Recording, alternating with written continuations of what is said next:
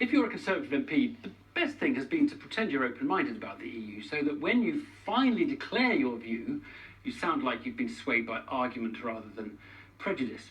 Well, we have a Conservative MP with us now who was open-minded and now claims to have been swayed, Maria Caulfield, MP for Lewis. Very good evening to you. Good evening. So what is your view as of now? I mean, I've always been traditionally Eurosceptic, but I've said I'd wait till the renegotiation to make a decision. But the deal that I've seen today is not enough to convince me to vote to stay in the EU. So I, for one, would be voting to leave. Right. And literally you were kind of holding out till today. No, absolutely. So you've been swayed today. I have. It's just not enough. And you know, the issue about migration has not been dealt with, because we know that, you know, less than 30% of people who come from the EU are here to claim benefits. Most come here to work. And with the living wage being introduced in the next few months, that's actually going to encourage more people to come. And while we should welcome those skills we need, absolutely, I say that as a daughter of Irish immigrants who came here to work, we need to have clear boundaries so that the skills that we have too many of, we need to be able to say no. I mean, it's been obvious for quite a while, isn't it, that this wasn't going to get you what you wanted. I mean, I just wonder why you've held out till today to kind of come out of I mean, I was disappointed with the original requests that in the letter to Donald Tusk, but I said, you know, if anyone could get us a good deal, it would be the Prime Minister. And let's face it, it's this Conservative government, it's this Prime Minister who's got us the referendum in the first place. So, you know, I was very optimistic that if anyone could do it, it would be the Prime Minister.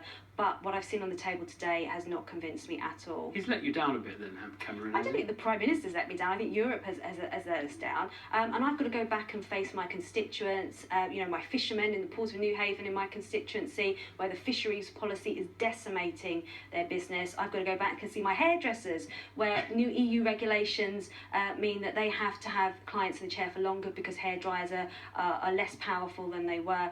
Furniture reproducers who copyright changes mean they'll be out of business in 6 months. You're sounding like someone who's been sceptical. I mean, you say you were always a sceptic, but we're not going to find someone tweeting in the next couple of hours that they saw you saying you were going to vote out 3 weeks ago. You haven't... Well, I mean, I've been very honest that I was Eurosceptic. It would take a lot to convince me, but this isn't the deal that's going to convince me. You've said that and you've talked about your voters. What about your colleagues on the backbenches of the Conservative Party? What has been their reaction today? I think most of us have been quite keen to wait and see what the response is. People are very nervous about what this means. There's still a few people who want to wait and see what the response from other EU nations are before they make a decision. But I think there's particularly in the new intake, there's a significant number of us who we've just fought a general election and won our seats. We know that what voters think in our constituency. Do you think, essentially, we're going to go into a referendum. You are now going to be on the opposite side of your party leader.